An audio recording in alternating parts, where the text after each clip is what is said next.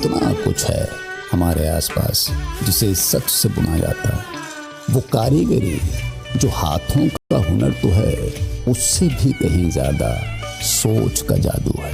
Business software, हमारा हुनर, हमारी पहचान, जो आपके बिजनेस को आगे बढ़ाने में आपका साथ दे।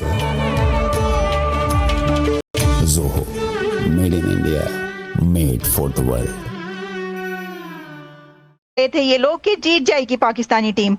आप जब हार गई तो फिर उसको बर्दाश्त करना है, और उसको लोग जो हैं उसके ऊपर बड़े गुस्से में हैं। पब्लिक बहुत गुस्से में है कि ये क्यों हारी है टीम, हमेशा की तरह हमें फिर जलील करवा दिया। और उसको कम करने के लिए आपने एक और इशू क्रिएट कर दिया, और वो ये है कि जी ट्रॉफी जो है वो रिफ्यूज कर दी। इंडियन टीम ने रिफ्यूज कर दिया ट्रॉफी लेने से। देखिए, अगर इंडियन टीम ने ट्रॉफी लेने से रिफ्यूज किया था तो फिर उसके बहुत सारे तरीके थे। और वहां पे एक जो अरब कंट्री के, वहीं के यूएई के जो एक खड़ी थी अथॉरिटी जो भी थे, वहां पे ऐसा होता है हर ऐसी सेरेमनी में जो यूएई है उनके भी लोग मौजूद होते हैं, मिनिस्टर होते हैं और भी बड़ी अथॉरिटी, उनको दरमियान में ले आते, उनसे दिलवा देते। यानी ऐसा बहुत सारा कुछ हो सकता था जिससे हम इस किस्म की किसी सिचुएशन से बच जाते, लेकिन ऐसा नहीं हुआ। तो मुझे लगता है कि ये पहले से ही सोचा हुआ था, यानी ये सब होना ही था कि अब इस तरह करना है। तो जैसे कि मैं देख रही थी कि पाकिस्तानी मीडिया में पाकिस्तान के मिनिस्टर और पीसीबी के चेयरमैन जो पहले से प्लान करके आए थे कि अपनी बेइज्जती कैसे करानी है। कब ऐसा हुआ?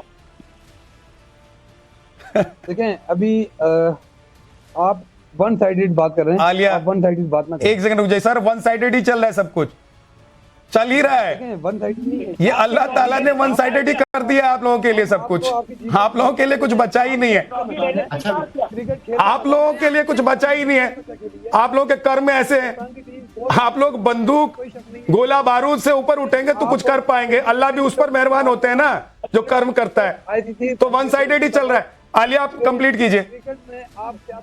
जी, तो मैं ये कह रही थी कि इस सिचुएशन से जो है ये सिचुएशन क्रिएट ना होती। बहुत सारे इसके रास्ते थे, ऐसा नहीं होना चाहिए था।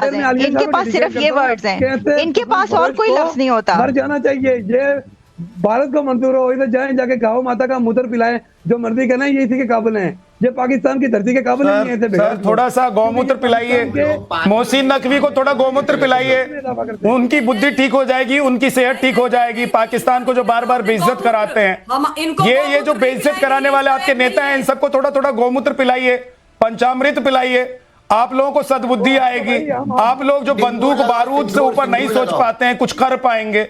और आप सोचिए कि हिंदुस्तान एक तरफ और पाकिस्तान गर्त में जा रहा है। हम 5 टॉप के 5 इकोनॉमिक कंट्री में हो गए साहब।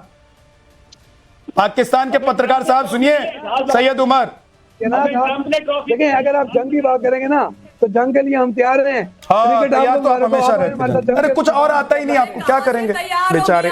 कोई बात नहीं बेचारे मेजर साहब। सारे तो एयरफील्ड अभी भी धुआं हो रखे हैं। सारे एयरफील्ड में तो बड़े बड़े गड्ढे हो रखे हैं। अरे पत्रकार महोदय जाकर के देखो कहां से पाकिस्तान जंग के लिए तैयार है, पाकिस्तान मैच के लिए तैयार है, हर उस मैदान में भारत से भिड़ने के लिए तैयार है जहां उसको लगता है कि भाई हमको हारना है, क्योंकि पाकिस्तान की नियति अब हार बन गई है।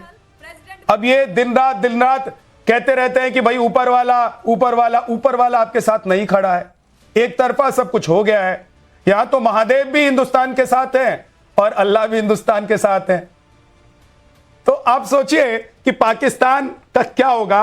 मैं तो कहता हूं कि बहुत अच्छी बात है कि कृष्णा और आलिया शाह जैसे लोग पाकिस्तान में मौजूद हैं, जो कम से कम वक्त वक्त पर आईना तो दिखाते हैं अपने मुल्कों की। सुधर जाओ भाई, धोबी के उस की तरह मत रहो कि न घर के बचोगे न घाट के बचोगे। बहुत बहुत शुक्रिया आप सभी मेहमानों का हमारे साथ जुड़ने के लिए।